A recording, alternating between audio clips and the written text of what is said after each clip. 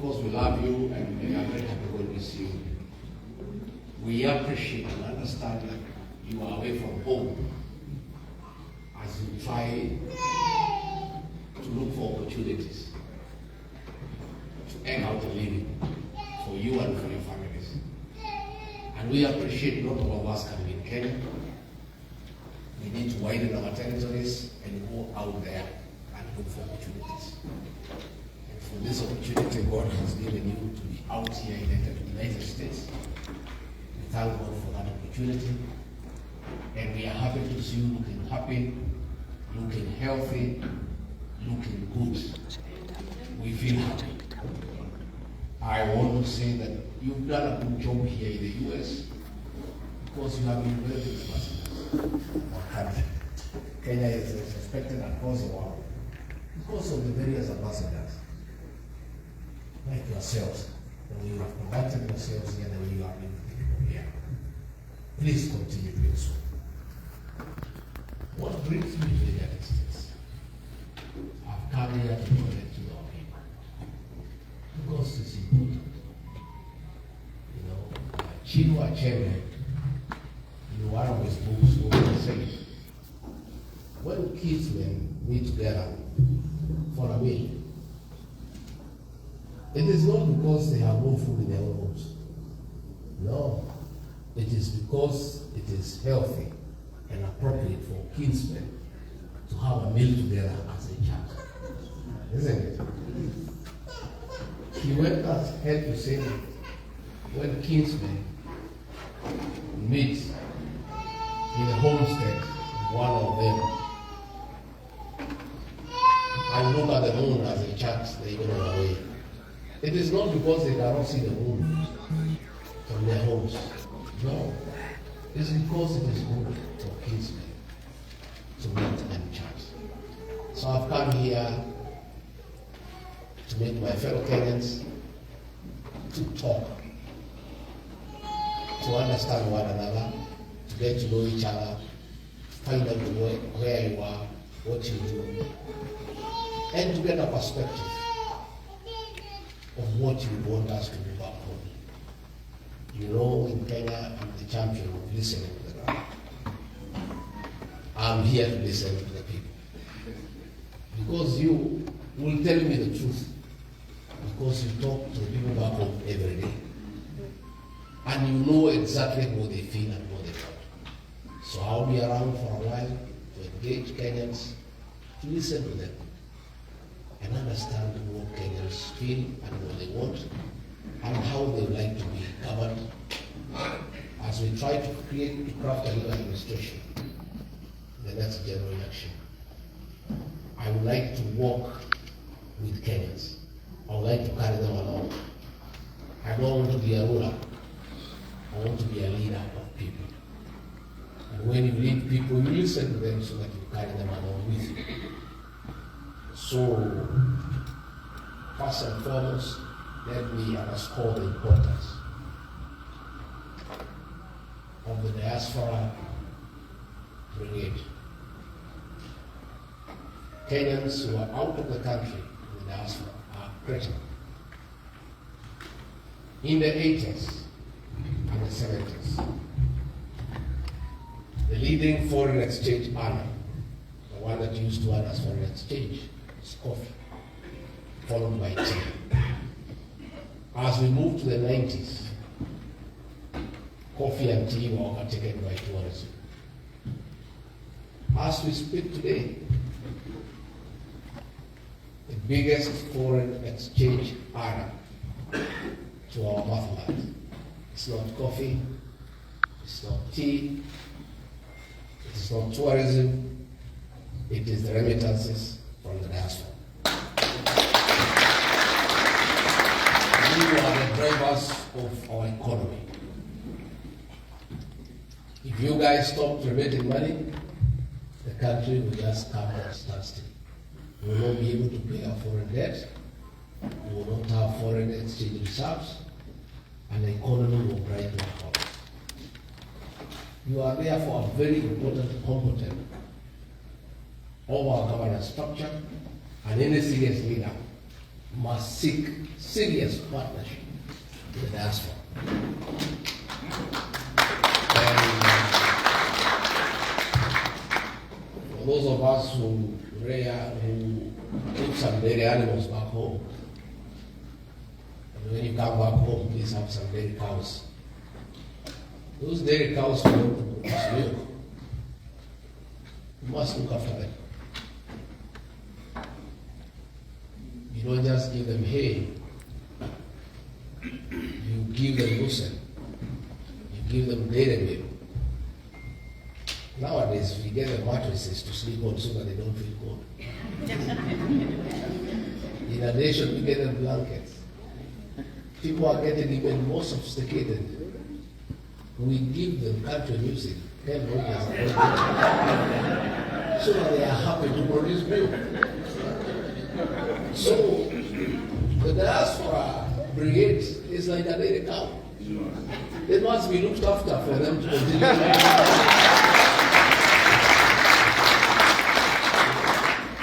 So, I know you are all smarting from betrayal. William Ruto was here, gave many promises to you. So he did to us and to every Kenyan. Have confidence. You are not the only one feeling betrayed. Everybody has been betrayed.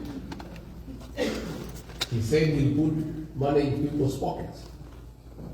Instead of putting money in people's pockets, the little that they had, he dipped his fingers and took it away. He said he would create a working health system. He has created it and brought something called SHA that is riddled with corruption. He said he would create a functioning university financing model. He killed the one that was there and brought something that cannot work. He said he would protect liberties and freedom of speech. We have the worst experience of violation of human rights since independence. Killing of young people, the Gen Zs. Brutalizing innocent Kenyans. Using the criminal justice system to set up political scores. Everybody feels betrayed. So you are not alone. So I just want to give you the comfort. Don't cry too much that you are betrayed. Everybody has been betrayed. And the pain and the anguish of betrayal is in every homestead in Kenya. And everybody feels terrible. So I want to give you that comfort that all of us are in that situation. And we must move on. We can't keep on crying about betrayal. We have been betrayed here, so we must look for a solution. We must work day and night to craft a new governance structure that will honor the people of Kenya, that will respect their freedoms, that will make sure we have a functioning economy. There is no money circulation in Kenya, pending bills have not been paid. All road projects are stalled, water projects are stalled, nothing is going on. All that we have are some functions that are called economic empowerment or stolen money to bribe people and make them keep quiet. So we're going to fix that. So I came to engage the diaspora to say, there are many promises that were given and all not kept. I want us to have an engagement. I know it's not easy for you to trust me and other leaders, because trust once broken, it's very difficult to work on it. But we are all in the same situation. We are all healing and learning how to trust one another. It's not easy. Because when people have betrayed you, you are very careful. You are not sure. So as I speak here, many of you are wondering, we have heard this before. This guy will just come here, give us all sorts of promises. If God is gracious and granting government, we will not hear them again, they will betray us. Sure, that is going through your mind. There's nothing I can do other than just telling you that you are different. And from my behavior and pronouncement, the people of Kenya know I'm a different kind of person. And regarding Gachagua, that William Ruto got is not our new yet. He had a totally different idea of a deputy he wanted. He wanted a Mr. Yes, sir. And I would say yes, sir, to everything. He was quite happy for me to mobilize with the vote. But he had a big problem with somebody who is truthful. And I knew the marriage between me and Ruto would not last for long with the first 1 year. Because we are different. The guy is a pathological liar. And I'm a truthful man. The two of us is like oil and water. We could not stay together. I'm even surprised it went for 2 years. This is a guy who will look at you straight and lie to you and he cannot even blink, knowing it is a lie. You know, I couldn't take it because I'm not brought up that way. I've been brought up well by my family, by my parents. I am a Christian. I value truth because it's essential. And you know, I started asking him. He promises, you don't see us. I said, how so? Boss, we say you create that's last one. You are giving them 500 shillings. What business can you start with 500? You will go and come after one. I said, how? But we told people in broad daylight. My channel, you know what is how. I had a terrible time because we go to meetings, we launch a road, we come with the tractors, we come with bulldozers, we launch the road. Before we reach Nairobi, the trucks are on the way. Because there was no budget, it was just a lie. You know, you are going to lie to people, knowing very well there is no budget to do that road. You just go and lie to the people. And along the way, I told him, it's getting difficult for me because I'm accompanying you and I'm being roasted and I have to continue defending my lies, and these lies cannot be defended. So, we were all deceived. It was one huge deception. In fact, when the history of Kenya is written, somebody must write a book about deception. What I done sometimes, many people blame it, and I accept the blame, especially people from the mountain region, because I persuaded them in this way. They blame me, and I accept and I apologize. But I always defend myself, and I say, fine. I was deceived. This guy came with the Bible. I'm a Christian. If somebody comes with the Bible and says he is saved and you are Christian, ordinarily you listen to that person. And I say, much as I was deceived, if bishops, reverends, evangelists, pastors, anointed men and women of God wanidanganywa, sasa mimi ni nani? Hata kama watu ya diaspora mmetembea mpaka Ulaya mnakaa na wazungu mnadanganywa, mimi ni nani? If this guy can call watu wanakaa Amerika mmechagua mnakaa na wazungu, sasa mtu ya mwenyewe ni nani?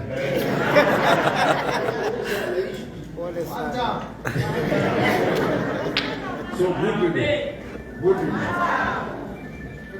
good people have come for us to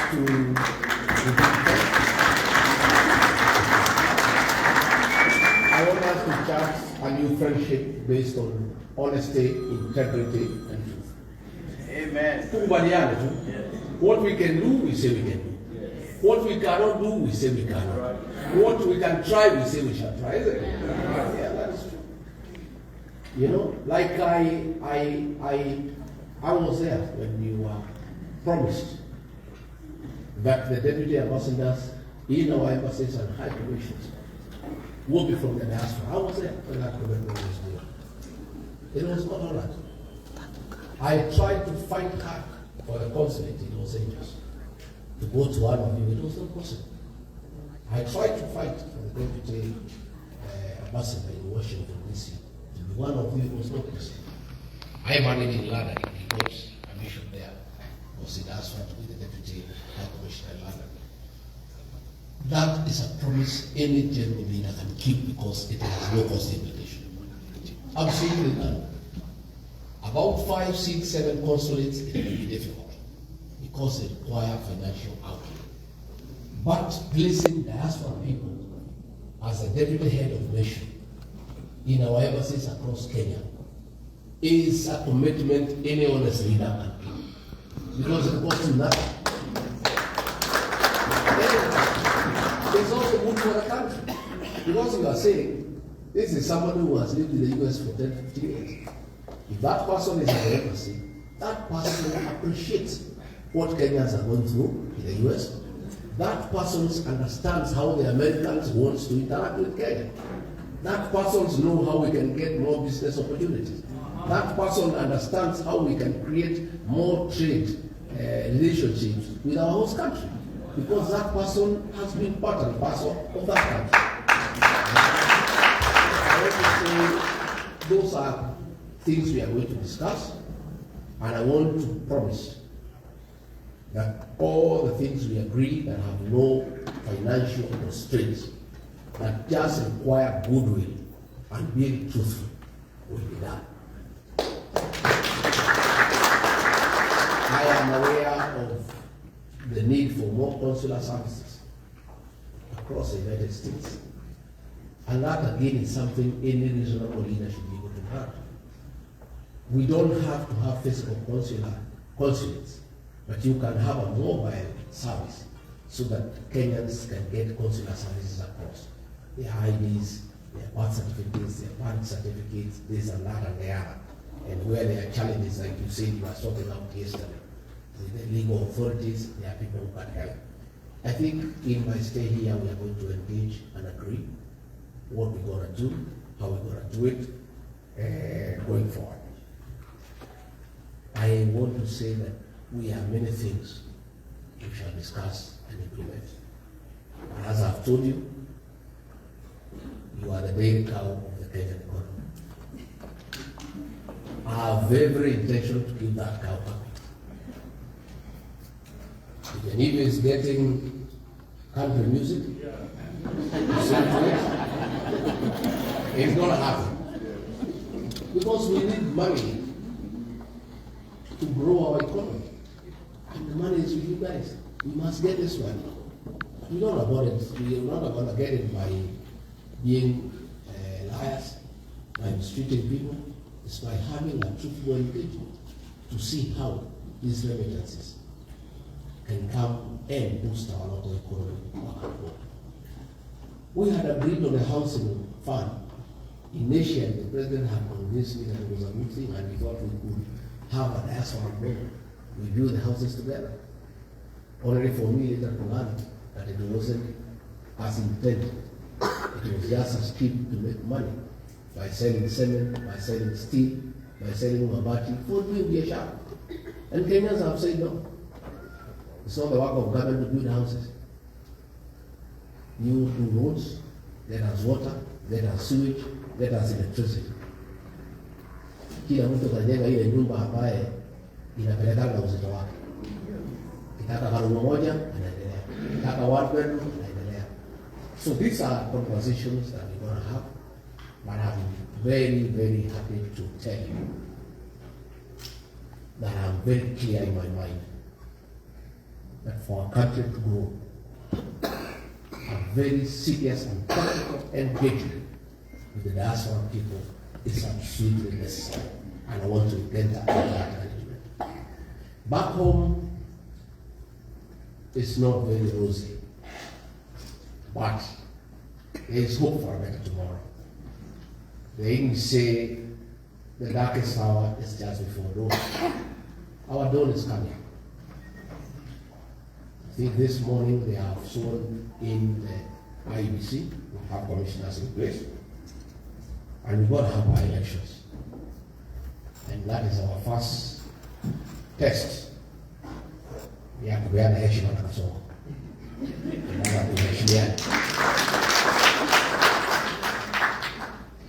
Kenyans are very patient people. They have a serious, resilient spirit, and they are holding strong. I want to encourage you to hold strong too. You know from where you sit, the cost of living is very high.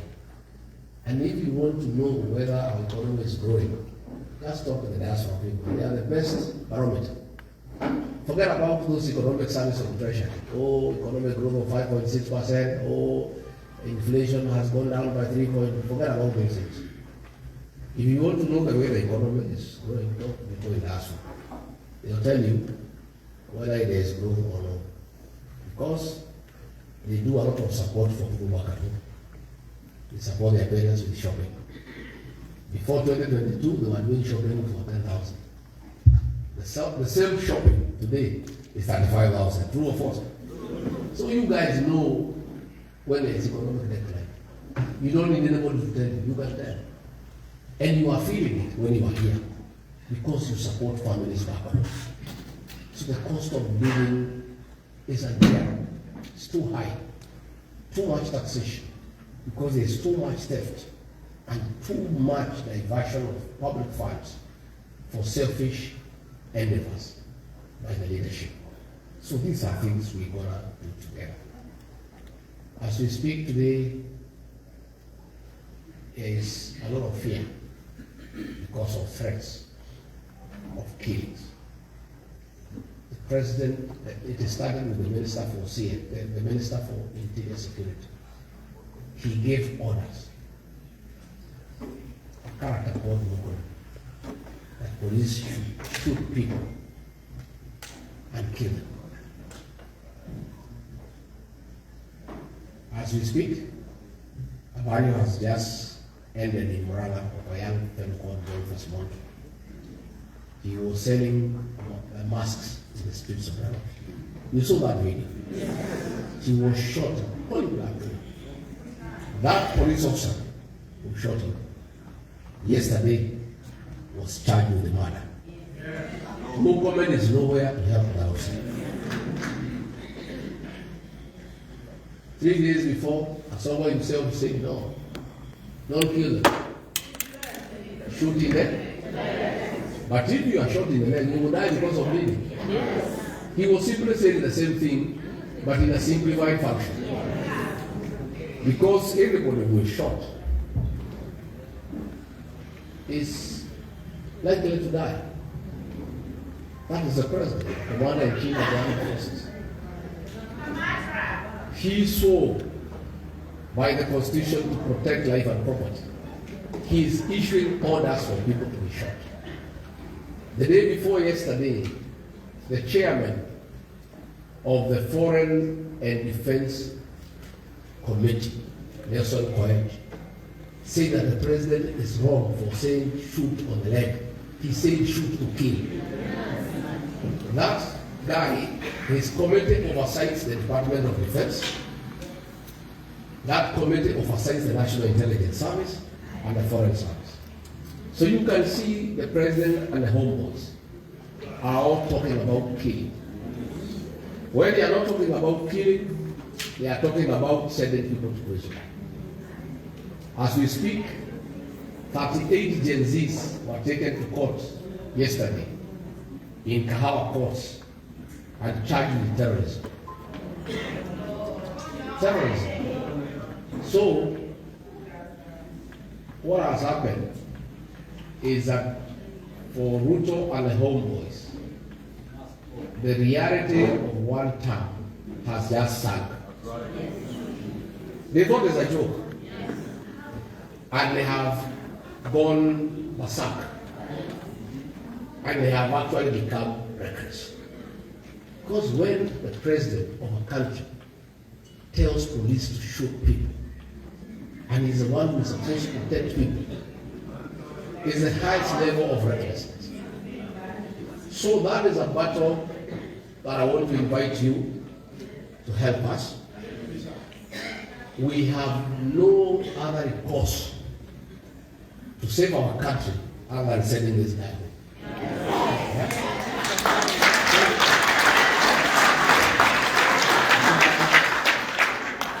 For the sake of our country, for the sake of our children, you must play a role.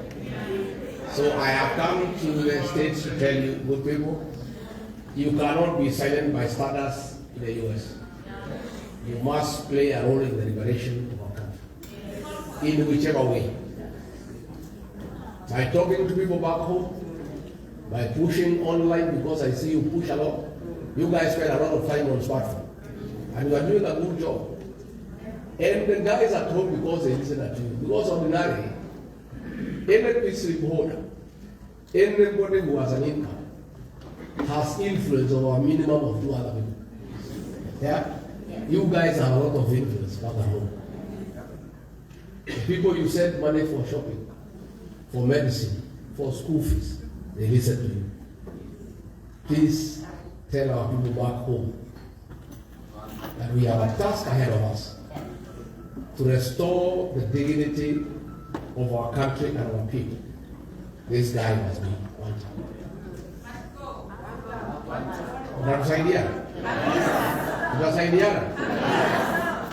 Again, we need to move around the country where you can help within your means and you have some resources you can help.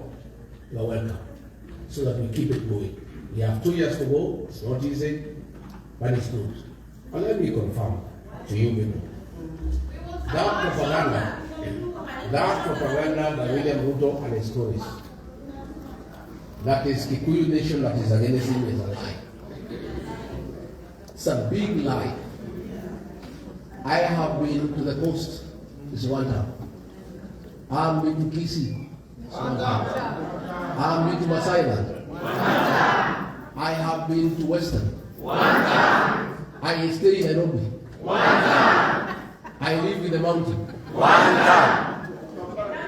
in Kampala, no this time. I want to tell you, the diaspora. So let me tell you, it's a narrative he was trying to create, and I want to thank the people of Kenya, because there was a hashtag that night across the country saying, no, if it's a Kikuyu who is against you, then I am. It's a national thing. And it's across the country because everybody, irrespective of where they come from, is feeling the cost of living. All Kenyans, irrespective of the communities they come from, are against killing young children. All Kenyans are against burning property belonging to Kenyans. All Kenyans are unhappy with the destruction of the Kenyan economy. So William Ruto, please, don't blame the Kikuyu for your problems. They are not the cause of your problems. They never told you to kill children. They never told you to abduct the agencies. They never told you to destroy the Kenyan economy. They never told you to attack people. They never told you to be arrogant when speaking to them. You have caused your problems yourself. I told you before I left, you were speaking with a lot of anger. Kenyans are more angry than you are. They are just quiet because when you are angry, because you are angry, you can kill children. You can arrest others and take them to court. You can slap them with high taxes. You can frame others with cases. Kenyans do not have the capacity to do any of those. Kenyans are angry, they are just quiet. But they'll express their anger on the ballot. You will appreciate how angry Kenyans are. Because you don't seem to know how angry they are. But they're just quiet. Because there's nothing else they can do. They just stay in anger. At the right time, they will express their anger. So I want to say that, great people,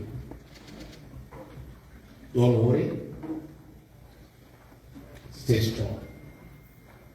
Continue praying for your country and for the people back home. The most important, as you stay here, love one another. You know, there's a saying in my community that buffaloes don't move together in a herd because they love one another.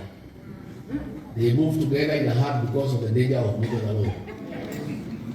If you watch the wild beast immigration in the Mara, the wild beasts, they move in a huge herd. And when the lions attack them, they are able to attack them back. Along the way, one of the wild beasts gets hurt and slows down, and the other wild beasts are not able to wait for it, and it's left behind alone. And within a few minutes, it is grabbed by the lions and eaten. You never walk alone. There is strength. There is every benefit and safety of walking together. And more so when you're in a foreign country. You know? Please, my people, stay together, love one another, be your brother's keeper. When one of you has a problem, come together and solve it together. Never walk alone. Never move alone. I want to give you that message of togetherness, of loving one another as Kenyans, always moving in the same direction, and always minding the business of the other person.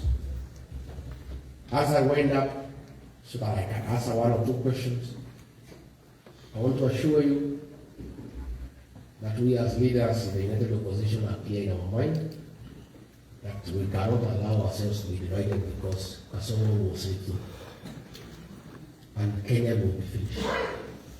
None of us can afford the luxury of allowing him to come back. So we have agreed we will stick together as a team. Na pale mwisho around December will produce one candidate.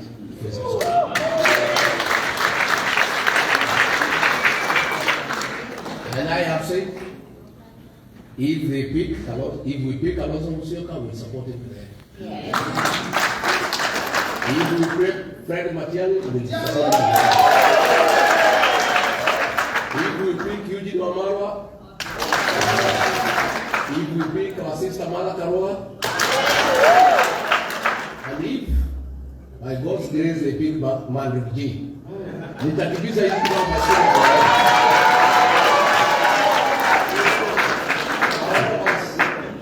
All of us are selfless. We are selfless because of the love for our country. We cannot afford to make a mistake. Because if we do, if this man is behaving this way, when he still needs votes, you can imagine if he gets another second term when he doesn't require votes. Oh, my God. Yeah. I want to, on behalf of my colleagues who send me the greetings, I want to assure you we shall stick together. To the end.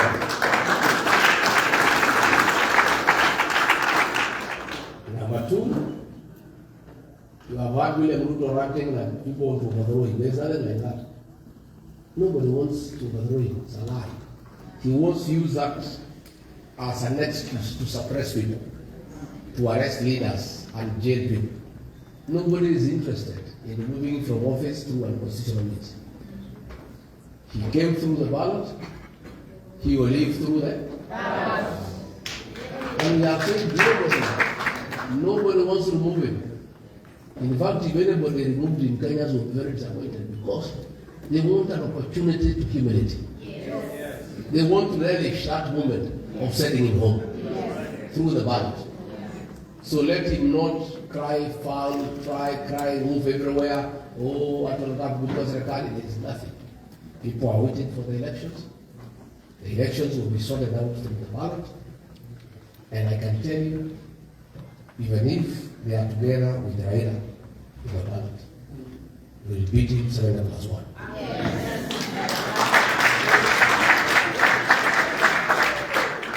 I've seen Raila castigating at the police, at the shoot to kill order. How can he? William Ruto is his partner. Why is he addressing it through the press? They are brothers. They just sit and talk and agree that this is wrong and they should stop it. So when Raila Odinga, please, people of Kenya are not stupid. This is your brother, you say, you work together. Go to his office, mkunywa chai kuambia wachana hiyo maneno. Sasa tukwambia tufanye nini sisi? Why is he telling us? You know, so I can tell you, Raila Odinga brings nothing to the table. The Kabas who are behind him, they have left. The Kizis who are behind him, they have left. The Luyas have left. The Maasais have left. The Luo nation is divided in the middle. Even if we are together, we'll beat them 70+1. Okay? If Raila decides to run, Ruto will be number 4 in the election.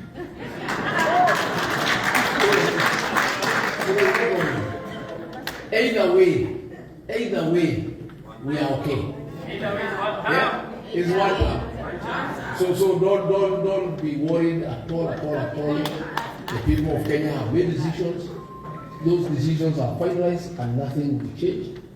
And we have said even if you kill people, even if you jail them, 70% of Kenyans don't want you back. In the unfortunate event you kill so many, the maximum probably you can kill is 5%. Still 65% will put you on. So there is no escape route. None whatsoever. I want to thank all of you who have joined our party, the DCP, the Democracy for Citizens Party. This is a party, today as we speak, is the most popular party in the country. It's a new kid on the block, and we want to ask you to support the various chapters here, and we shall have free and fair elections. I have seen many candidates here. You are welcome, but you have to come to the ground. You cannot get the signal you are here. So kuja nyumbani, msukume ground kutoka nyumbani. Hamjachelewa sana, but this is the time. At least by December, make sure you are home. So that usukume, we have free and fair conditions within the party, and we are saying let the people decide. Yeah, and things should be okay, and there should be no problem at all. So we are here, good people, to say thank you very much. And we work together in our partners and very serious partners. And the administration that we are going to form will be serious partners. Really, I'm not joking. Very practical. And we have now started this engagement along the way. Tutakuwa pamoja, tutatembea pamoja mpaka mwisho. Mpaka mwisho tutatembea pamoja. So, nyinyi mpendane. I've told my brother here from Mukabani, my cousin, and also will go with us all the way.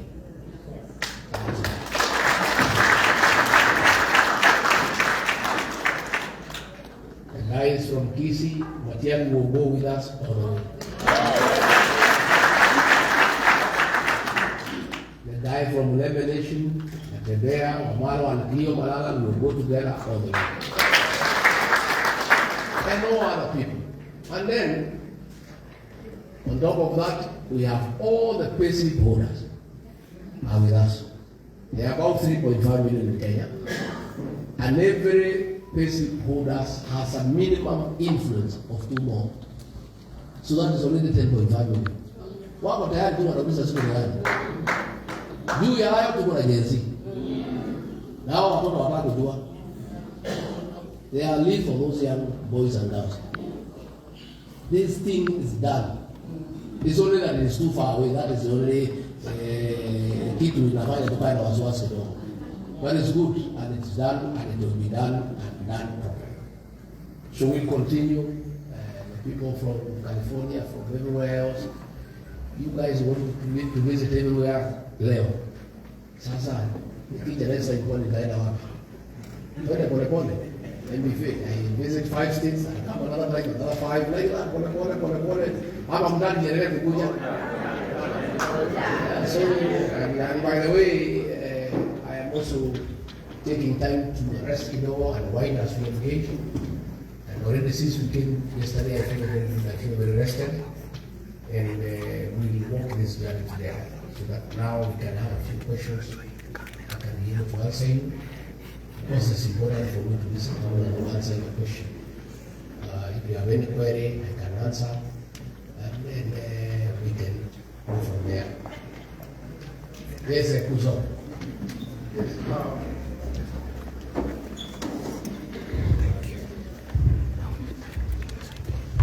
Yes, my question is, back in Kenya, we have a lot of killings that have happened. we have seen a lot of human rights violation in our country. My big question is, for those families who have lost their children, for those families who did not, even some of them did not participate in the demonstrations. We have seen organized criminals with Subarus.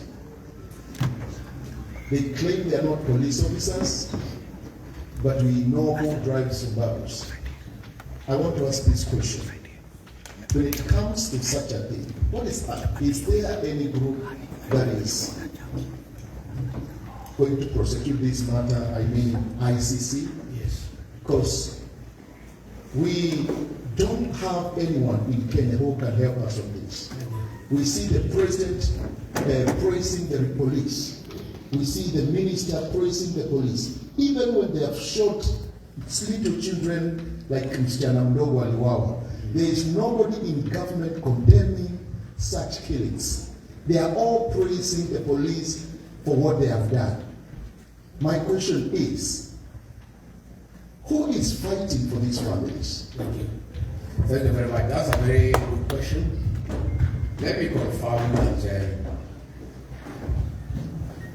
the killings that are taking place in Kenya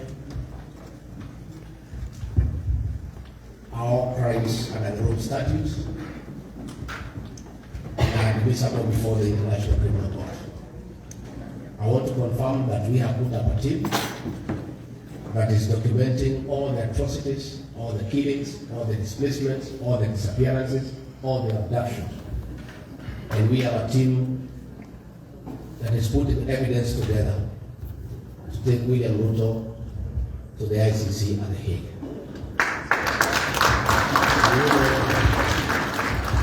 And you know the case against him for the 2007 post-election violence was not concluded. It was put on hold when witnesses disappeared. So his file is still open. In addition, we have formed a committee and are just included the former Attorney General, the Committee on Restorative Justice, that again is looking at issues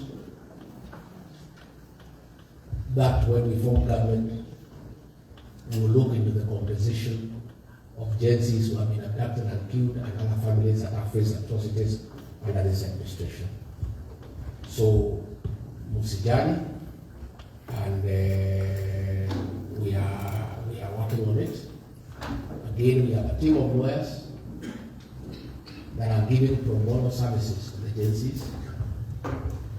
Senior Counsel Kaloso Musyoka, Eugene Wamalwa, the women rep for Kirinyaga and Jerry Maina, Diego Ajiro and other lawyers have put a big team together that is giving legal services to our young people. Like the young ones who are taken before their terrorism court, they almost say yes because they don't know what is happening. But our lawyers were just there on time. Had they pleaded to the charges, they have been jailed for 40 years because they don't know. So we'll also be appealing to the Diaspora chapter also to chip in terms of cash baits. There are some 4 young men in Yahoo, in Kalau, who are given a cash bill of 10 million each. They were charged with terrorism. So this is a task we have to work together. I can tell you there are men and women, our lawyers were not sleeping, fighting for these young people in courts. Again, as I've told you, we are collecting evidence and the road statutes to be able to take this report to the International Criminal Court. I had the president asking me to go and report whoever is involved to the police. How do I report him to the police and he's alive? And he's using the police to defend the people who are destroying property. So we are not reporting to the police. I've told him to report him to the ICC. So that is going on. And on the issue of the Subarus, is a killer gang of 101 officers under the National Intelligence Service. They have been trained in abductions, killings, and cover-up. That is a group William Ruto is using, the Director of National Intelligence, that is ruled in Hajj to kill our young people. Again, all that is being documented, and in the fullness of time, they'll have to face justice. Next question. Yeah, Your Excellency, my name is Bishop Chuki. I'm a visiting bishop to this country. Your Excellency, is our mosques in our country whereby some people fear even to talk. And I would just ask this question on behalf of the nation of Kenya and the church in general. I'm an advocate of faith and a defender of faith. And we've been fighting this thing, LGBT, because our country has dynamics. Our culture will not accept this one. And Your Excellency, we saw it that the President has signed supporting LGBTQ in our country. Your Excellency, leave it stand. You as a moral support of the families, we are so much grieving and so much worried how these cases are put to our nation in Kenya. Your Excellency, the President is saying he's building a church of 1.2 billion, whereby supporting LGBTQ. We wonder what is he preaching. Your Excellency, can you light this one to the people in the community here to understand what the position is our nation about LGBT? And I'm not scared to say that because we are against this thing in our country because it's against our culture. Praise the Lord. It's against our culture. So, Your Excellency, you as a moral supporter of families, and your wife, Her Excellency Dorcas, who have been fighting along with us about this immorality in our country. What is your stand? Can you please put it clear to these people? Thank you, Bishop. Let me confirm that Kenya, our motherland, our nation, is a nation of morals and values. And we really respect our morals and our traditions. And what William Ruto is doing it as a person in support of LGBTQ and other immoral practices. Is against what the people of Kenya stand for. Kenyans are people who value traditions, our culture, and our way of life. William Ruto will support anything for money. That is a problem. And all these things, the solution is just one. What is the solution? Yeah, so we will reclaim our morals and our values as a country and the dignity of the Kenyan people. And a new administration, as it were, will not permit anything of supporting immorality or practices that anti our traditions and our culture. Essentially, there is nothing wrong in putting up a church. But how do you put up a church for God, yet you don't obey the Ten Commandments? One of the most important ones is thou shalt not kill. So how do you kill children and then you say you are putting up a house of God? It's not possible. The whole thing again is deception.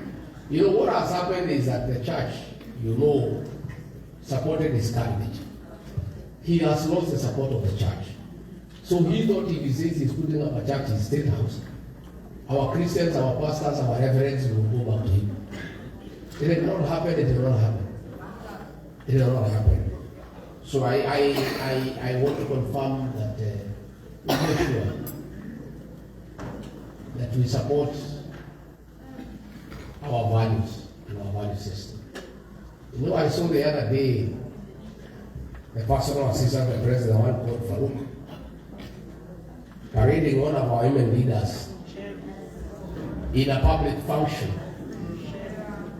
and parading her sexuality and asking people to get into a debate on issues surrounding her sexuality. But I don't blame Farouk. I blame that leader. How do you subject yourself to that kind of humiliation? And you know, she was just there smiling and giggling. Did you see? And I want to say, that thing is not just about humiliating women. It was humiliating the community of Mount Kenya. Just Farouk showing how cheap we are, how useless we are, that he can parade a Kenyan leader, a woman, in front of people and suggestively make some claims, and then the woman leader is just there giggling and laughing. You know? It's very demeaning, not just to women but also to our community. And these are the leaders I want you to help me back home. You must get rid of. Yeah? Mutanisaidia? These are the togeges that we found leading us. You know, they say wanasema ninawadharau, but you know that kind of behavior. But how did you feel yourself? You know, it's so humiliating. You know, it's so humiliating to us. You know, that is how demeaning Ruto and Farouk are to our people. You know, ati anazungushwa na adui mtani. Can you imagine? You know? So thank you, Highness. Your Excellency. Hello. I think Hi, Sarah. thank you very much, His Excellency, the People's Deputy President, about being privileged to be associated with you. On behalf of over 8 million people who are your online and now I'm with Majority Defense Force. There are few things that I feel we need to. Someone give you the mic. I'm all right. So I want to give you for the video.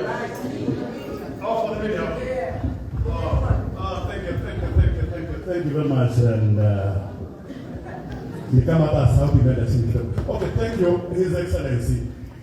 I am privileged to be part of the Majority Defense Force, where I find over 8 million young men and women whom we have advocated for so much.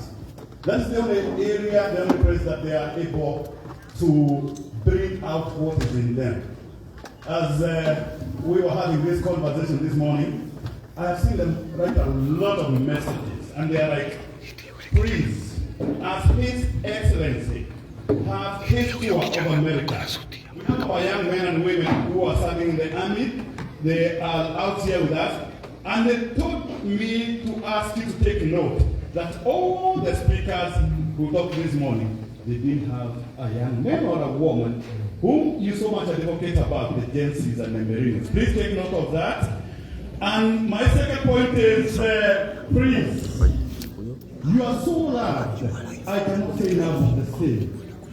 When I look at our young men and women, I get re-energized all the time because they represent the Kenya of tomorrow.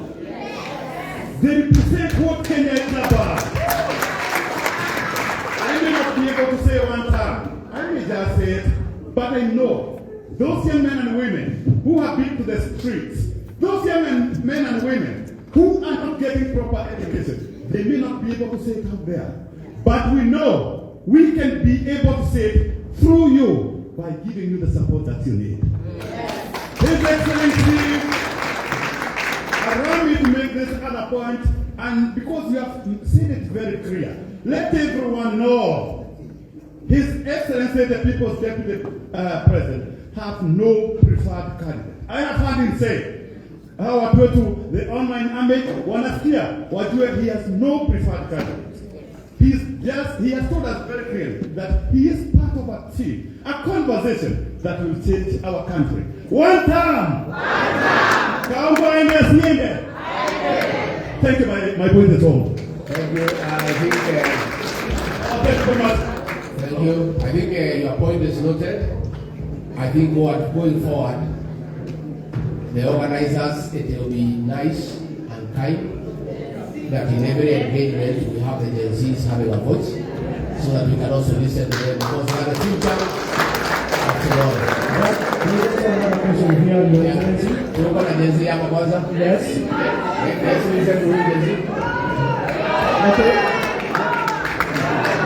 My question is, let's first listen to Gen Z kwanza. Yeah, this guy. Yeah. Hello, everybody. My name is Jareen, and I'm the convener of the Coalition of African Young Professional Networking Diaspora. And I have two questions. So, given the growing political apathy and disillusionment among Gen Z, what are you doing to make sure that more young people are included in governance and decision-making process? And how are you grooming us to be able to ensure continuity, innovation, and balanced future leadership structure in Kenya? The reason I'm asking this question is because we, the Gen Zs, are the leaders of tomorrow. Tunataka mtu atushike mikono ili tuweze to go to the next step and lead our country. We want you to bring us in so that we can be able to bring fresh ideas in matters pertaining to governance na mambo ambayo ya youth. Another thing tasema ni civic education. Sisi ndio tunasaidia mambo ya civic education because we have our phones. Sisi tulisema our phone is what we are using kuendeleza this movement ya one term. And one thing I can say is mimi nitaenda ushago niambie mtu aseme one term. Hajui anasema one term kwa nini? But if I sit down and elezea that this is how things are hurting you, this is how the policies that they are making are hurting you. Sasa ona kama sahi sasa kama sha. Surely watu wengi hawasaidiki. Bring in something like, to be very honest, I run a business back home in Kenya and here as well. I'm young, I'm 27 years. Nimeweza kutoa asali Kenya, nilete US, ninaweza kuleta at least 1 ton every month, besheshi ogashokia moshie, to get more people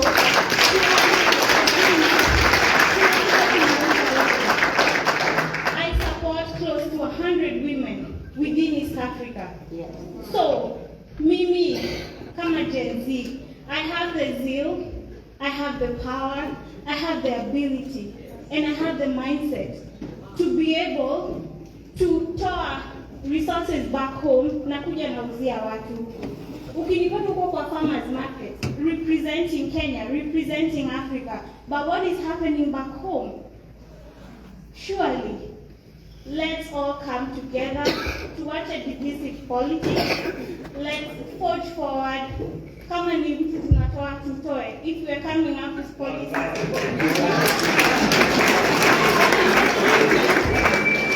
Then my last statement will be, we young people, we need a lot of support. Mi nitasema ukweli, I've only been here a little bit less than 2 years.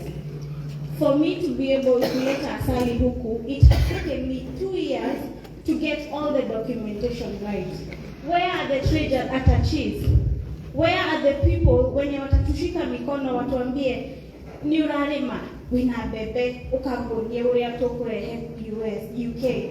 To be very honest, every documentation that I've had to go through, I've gone through Nigerians.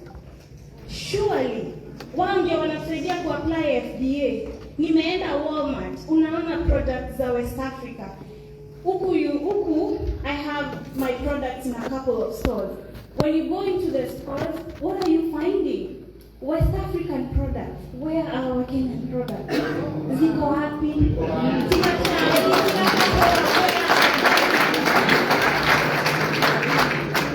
Where are they?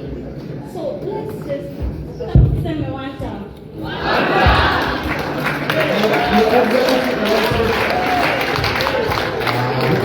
Your Excellency, kuna jenzi watatu, huyu alikuwa wa kwanza, wa pili na watatu, ukiweza kujibu hayo maswali ya hawa watatu in one setting. Your Excellency, my name is Brian, and I think my question goes alongside with hers, and mine is just one question. What is your view on our education that currently we are being offered in Kenya? The reason why I'm saying this is because most of us people, I can tell you're yet to see problems because you don't know the kind of people you're dealing with. The kind of people you're dealing with is the people who are us. We started learning during Kibaki's time. The exercise, simple things as exercise books were offered free of charge at the primary level school. That doesn't happen today. Simple things as textbooks were offered. So we are the people who, when we were getting educated, the education was free and everything was easy to access. Now, I don't understand how now life is so difficult for us to maneuver, yet we've been raised in a way that things are easy. So what I'm asking from you, Your Excellency, is what is your view or what is your plan ahead of the kind of education that you're having? Because it is only education that will help us to have an independent society. Thank you.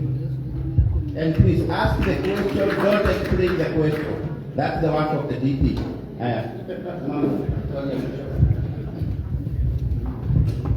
Good afternoon, Your Excellency. And hello, Mama Board, to see you again. My name is Justice Chiguna.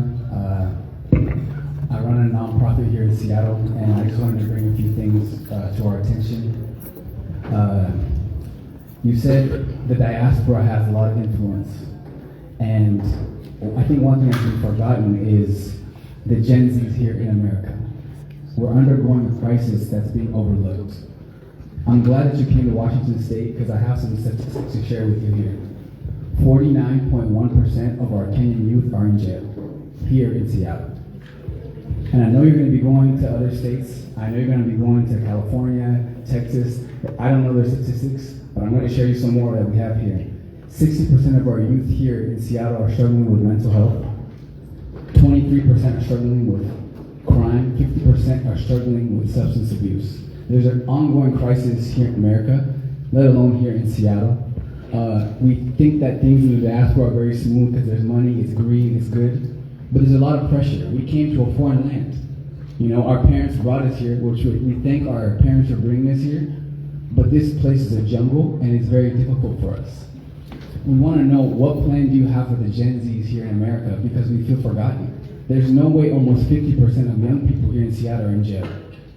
Because I think focus has been on the young women and young men back home, but there hasn't been a focus here. I'm so glad that you shared what you shared. We do need new solutions. This is the next generation that's coming up. It's almost like we have a large population of young people back home who are unemployed. I think the age of the internet is over. I think the age of even social media is over. We have an AI revolution coming in. And that's why I'm saying we need new solutions, we need new investments in these areas, Your Excellency. And so we want to know what your plan is. You know, we see what's happening with the killings, the abducting. I think young people are passionate about their country. We're looking for opportunity, but we also need permission out to speak our voice. We feel like we're only talking online, and the other generation is not hearing us.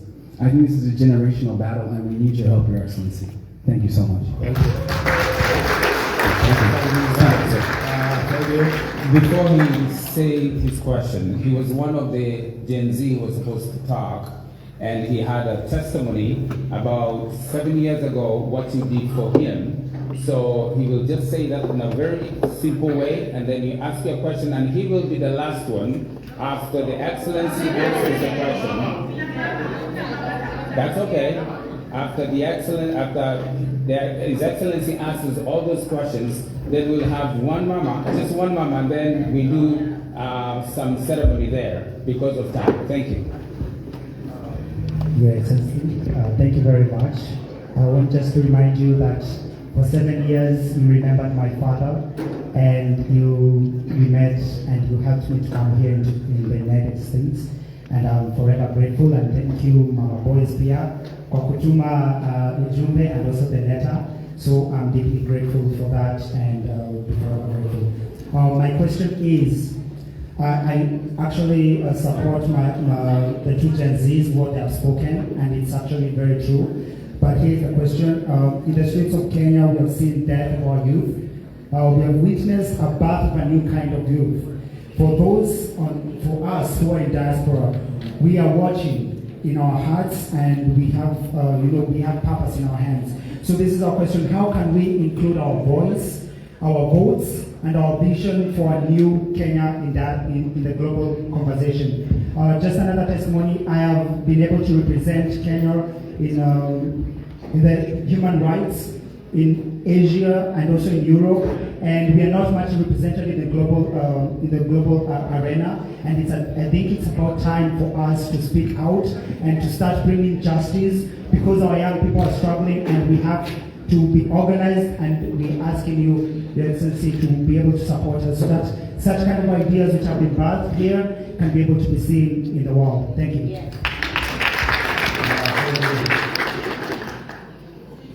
I answer those ones then the last one. Let me answer the ones that have been asked, then you have the last one. Thank you very much, our Gen Zs. You guys are the present and the future of our country. And your stake in our country is higher than all of us, because you have much more longer to live. And that is why the Gen Zs in Kenya have caused a revolution. They are there. And I can tell you, nobody will get anywhere without them. Yeah? In our party, DCP, the position of deputy party leader, strategy, has been reserved for the Gen Zs. In fact, it's already has not been viewed because they are yet to agree on who represents them. The Deputy Secretary General Strategy, Babule Owino, is a 24-year-old girl.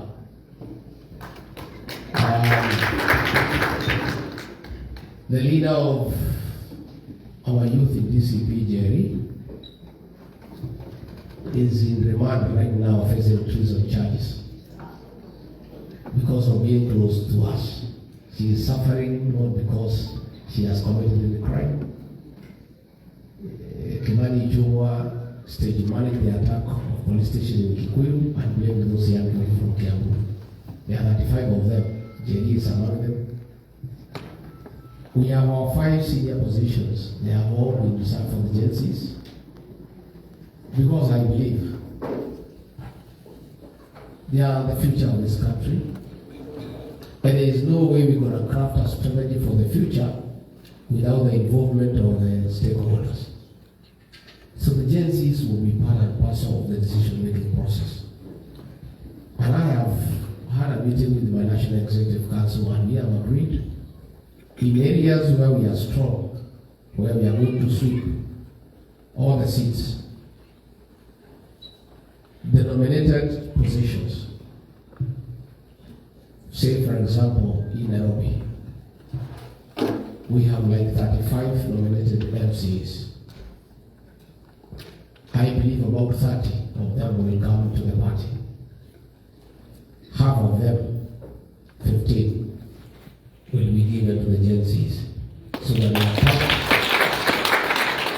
part of the legislative process to make good laws for this country, because they affect them more than anybody else, because they will live longer than all of us.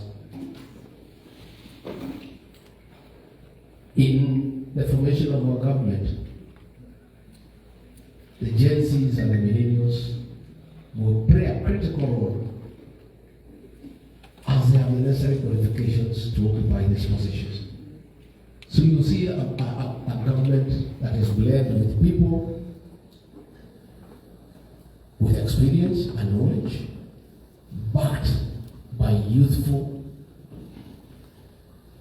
people, so that we have a blend of experience and knowledge. Because the Gen Zs have a very great exposure. And with the technological evolution, they are the people you need around you.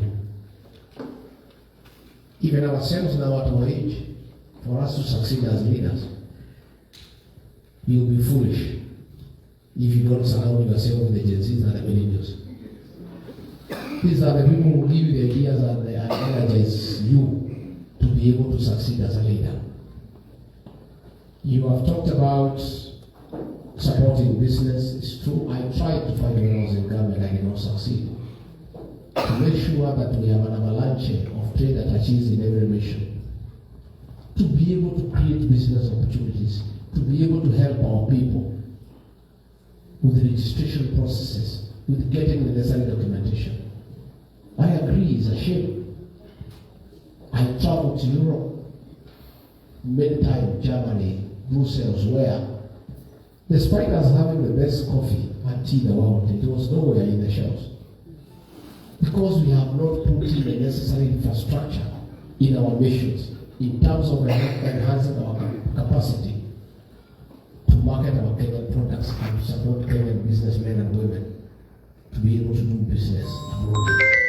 So that is an undertaking that I want to give, that we shall definitely upgrade, re-energize our trade departments in the nations abroad to be able to create an opportunity for Kenyan businessmen and women to do business, and again to have our Kenyan products, undoubtedly the best in the world, in shelves across the world.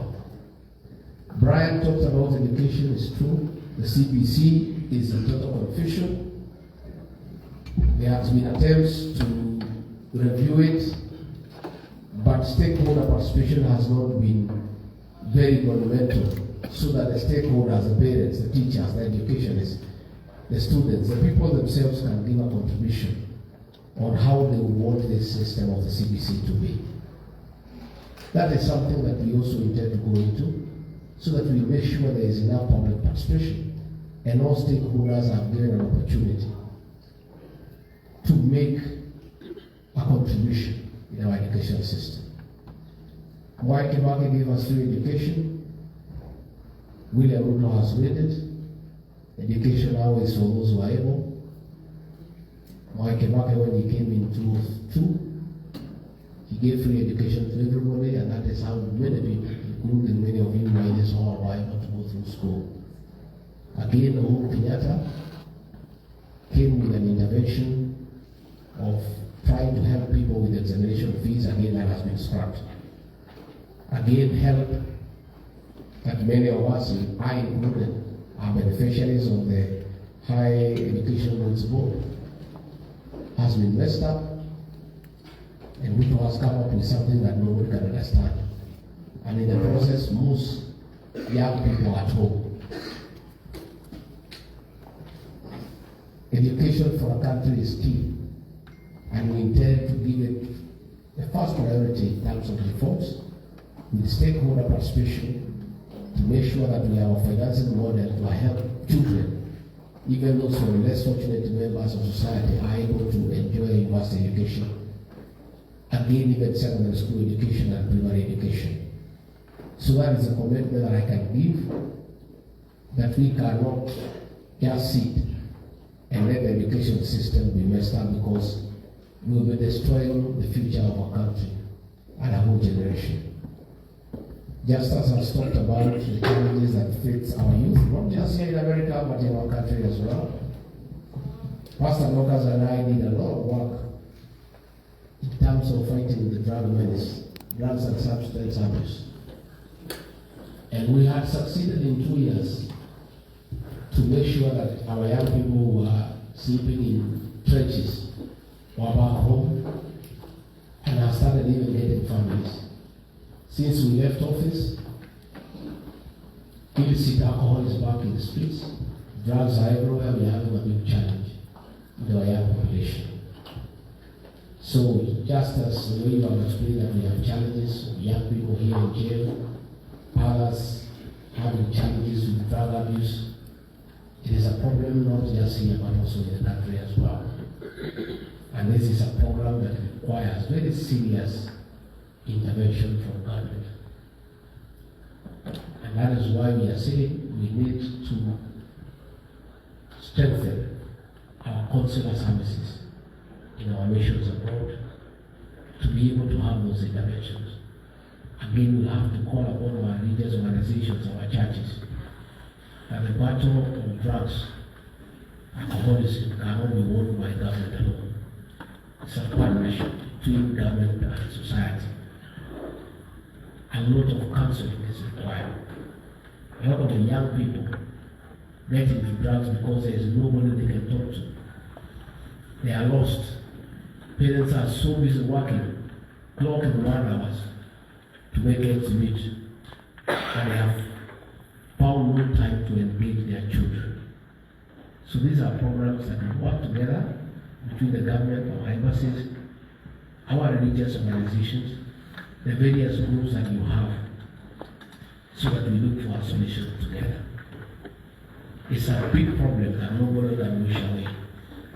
The challenges that our young people, because of peer pressure, and the challenges of life, and it's manifesting itself to drug abuse, to unwarranted alcoholism. It's something that we have to work all of us together. It's a society challenge, and it cannot be left to government alone. It's something all of us have to sit down and see what we can do about it.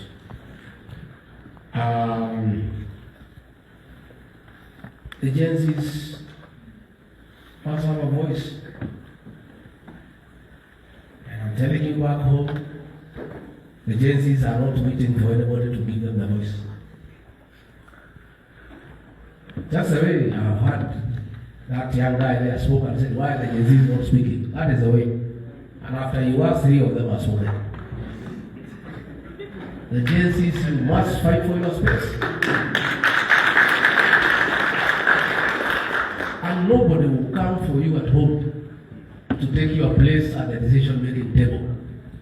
Ni wewe ufike mapema kwa meza na kuketi na kusema umefika na huwa na kalamu na karatasi. Don't wait to be invited by anybody to any forum. If here there is a forum like this one, unafika kama na wazee kufika. You must fight for your space. And you must pronounce yourself without fear. And because you are knowledgeable and you are ahead of us, you will be happy. Your argument will carry the day. Sio watu wamezungumza hapa ndio wameongea maneno yenyewe. Yeah, you are good already. All you need to do is to be happy and to be present and available and take your space and don't allow anybody to push you around. If you ask us someone today, what's nightmare ni Gen Z? Wamezungumza hiyo jamaa mpaka leo ile na bado. So we asking the Gen Zs now to register wachukue ID na kura. And after the Gen Z now, since this guy has pronounced himself, people should be shot and killed. I think we need to preserve our young people to be available to vote in out. We don't want them dead, isn't it? So mimi nauliza watoto wetu, tafadhali, let's be careful now. This guy has gone berserk, his ministers have gone berserk. We don't want him to kill you because you need to enjoy the future after his exit. And you cannot enjoy when you are dead. He has said you'll be shot in the leg. We don't want you to be disabled. So I'm asking the Gen Zs, your argument has been hard. You have said enough. The next stage, the next battle with Gachagua is on the ballot. And the Gen Zs must lead the way in terms of registering as voters and in terms of creating awareness. And they also help us in protecting the vote by broadcasting the polling station results to all platforms and adding up the figures quickly. Nyinyi mnajua hii presidential vote, hata kama IEBC watangaze, mtakuwa umetuambia Mshindi ameshinda na kura ngapi na Kasongo amefukuzwa na ngapi. Sindio? So the Gen Z, your voice is coming. And if you pronounce yourself properly in the next 2 years and play a big role in the formation of the next government, you'll be heard and heard forever. Asante, madam. Where is the lady? Yes. I'm right here. All protocols observed. Hi, cousins. Hi, cousins. My name is Damaris Ngare. I am in the Pacific chapter with Gikonyo, and mine is on mitigation. And while you have said about the people coming back to ensure that they are planning, mine is on you as a DCP leader. The mitigations that you're going to have, you and your team. Our plea is because we believe if two cannot work together, then they cannot agree. So we are here, we have agreed to work with you, we have agreed to support you. We want you because you have worked with this current regime, you know all the loopholes, you know everything that is not working. We need you to mitigate anything that will not make us win. Yes. You need to give us a promise that as you leave this United States of America, that the diaspora team in general is going to stay and assured that you will have all the processes. Kura zitaibiwa, elections za IEBC team, they will be fair, everything will be narrowed down to, because our eyes are on you. So we will give you the support, we will give you the love, we will give you everything for the one mission that we have, that is one term. On demand that you give us what we need and deserve for us to see a great nation of Kenya rise up again.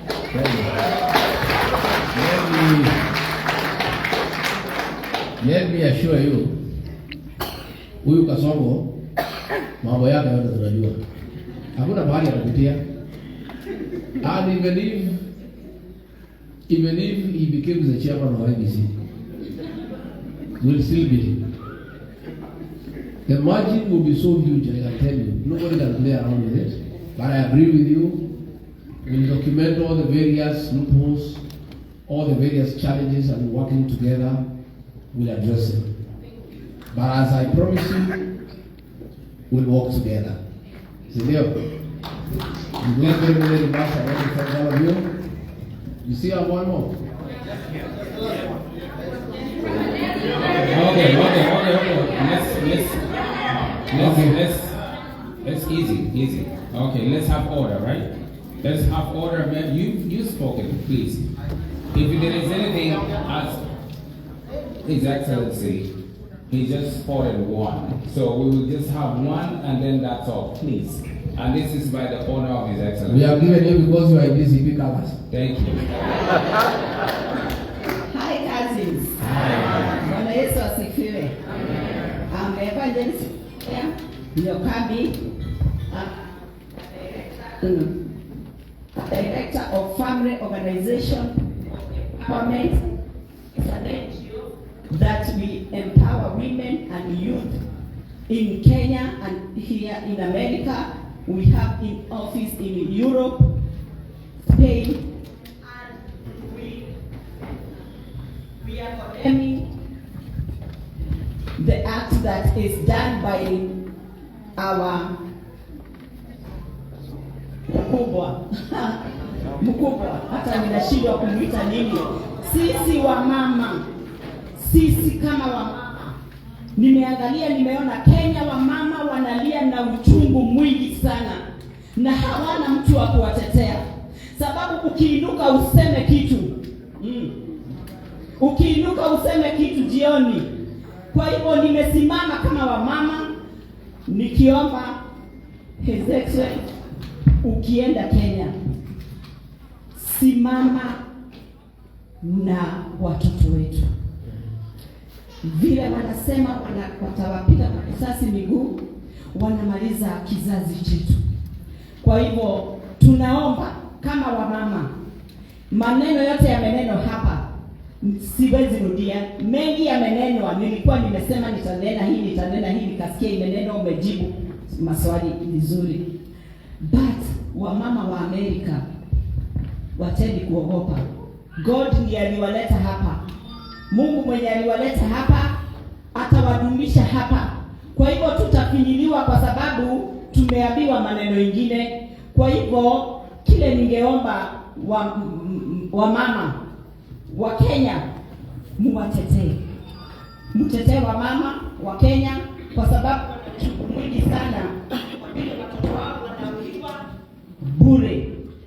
wanauliwa bure.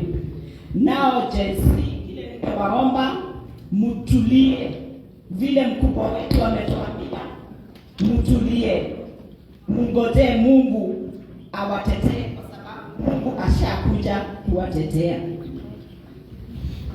Thank you, Rigathi. You are my assurance that we will continue fighting for the young people, for the women. You remember when I was in office and Ruto said Gen Zs are criminals?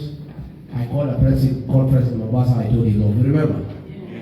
Maybe it's your hobby. We continue starting with our women, we continue starting with our Gen Zs because it's what God wants us to do. Nafikiri nimesema asante. Mkataka hapa maboys amsalimie, si ndio? Asante.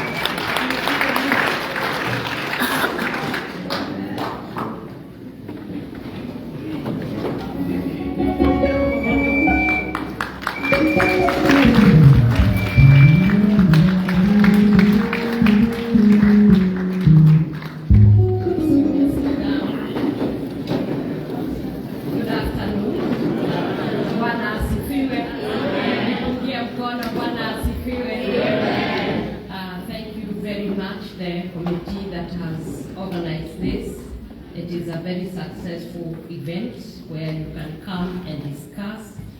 And when I look at what we are having here in Seattle, I think it is what should always happen. When His Excellency, the People's Deputy President, speaks about listening to the ground, he does not mean listening to the soil. What he means, he wants to hear the voice of the people. And the voice of the people is the voice of God. Because people represent the omnipresence of God.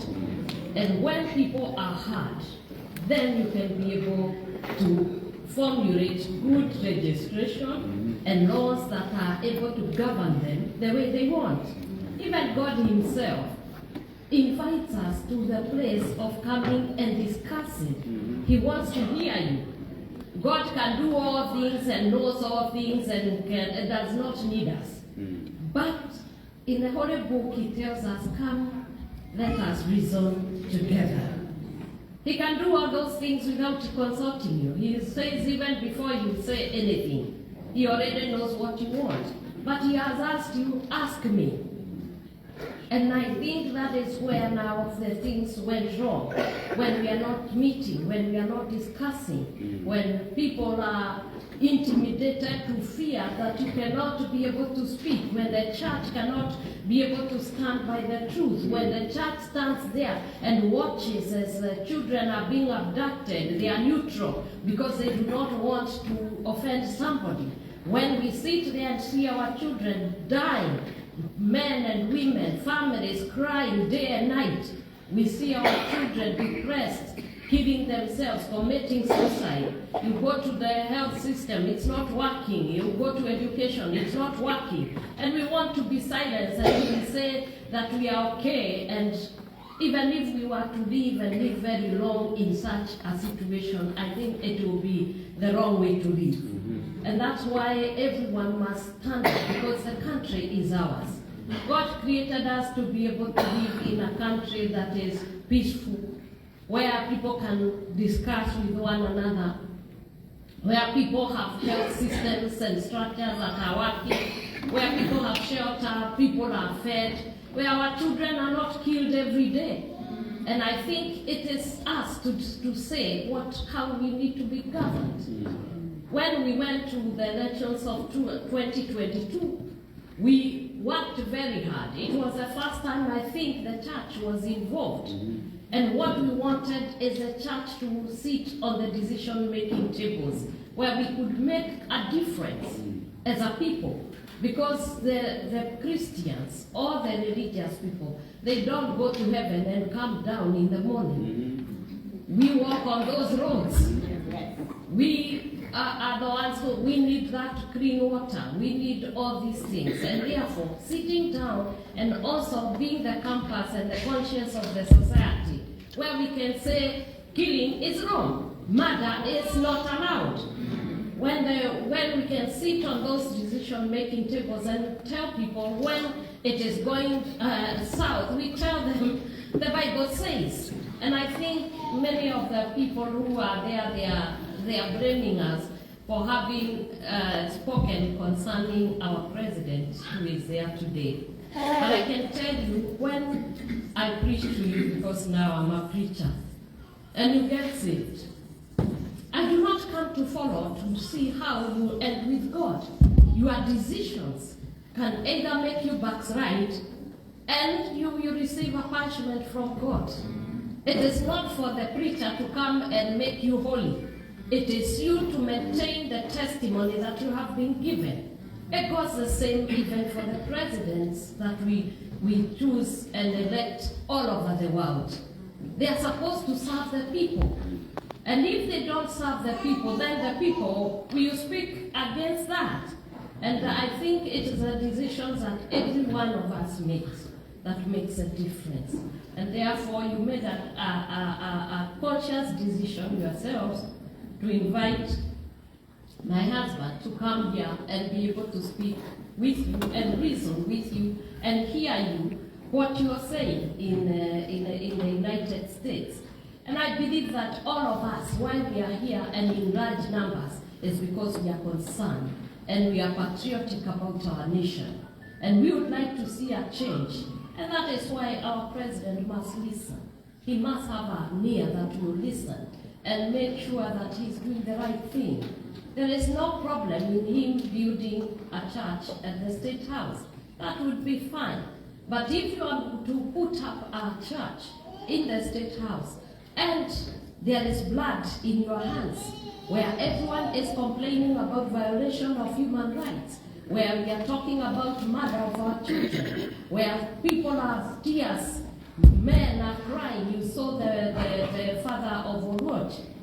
The only son, one son he had, he's dead. And we cannot resurrect him. And all we need is to speak to our children. Yes, they may have their own issues, and they will have, because even us, we are not better. I think it is time we speak to our children and the Gen Zs who are out there and let them feel that Kenya belongs to them. Let them feel that they are wanted there. Let them be able to be given the opportunity to be able to exploit the great potential that are in these children. And if you saw during that time, His Excellency, the People's Deputy President, he was very, very a great pillar to what I was doing, being able to fight the substance and the illicit brew and substance abuse.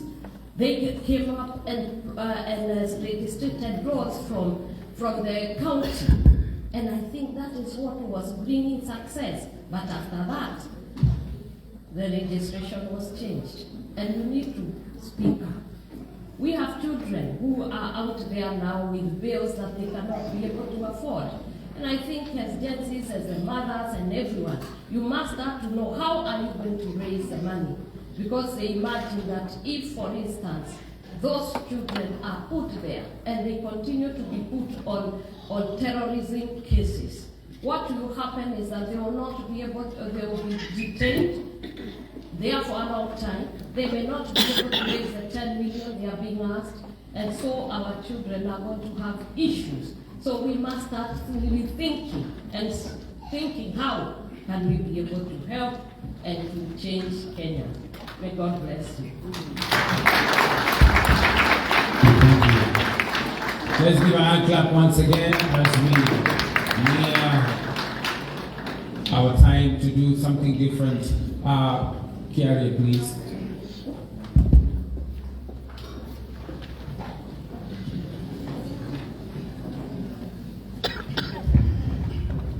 Okay.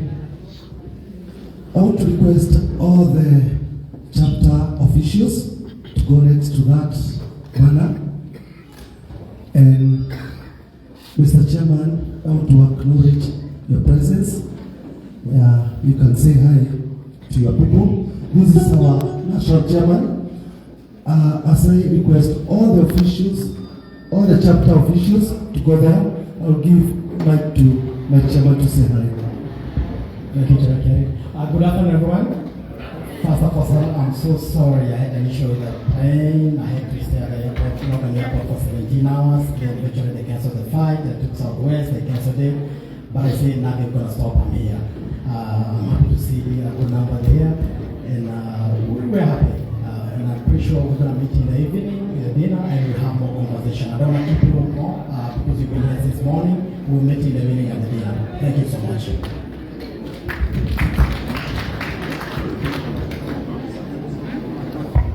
So we are going to invite His Excellency to commission a satellite office, BCP office, and we are going to make an announcement the other activities His Excellency is having this weekend.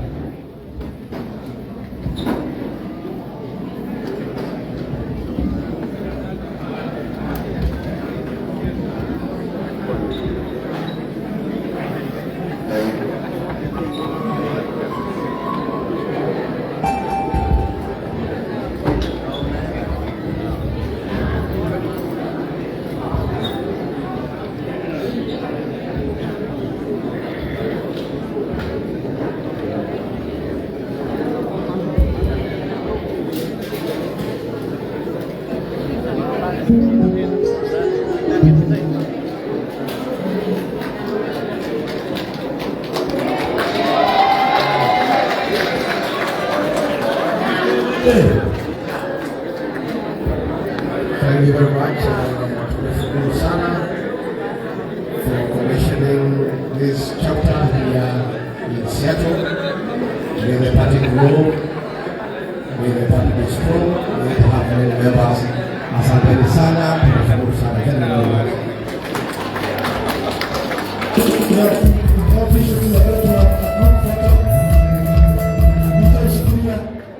We are going to have a group photo of all the officials with His Excellency.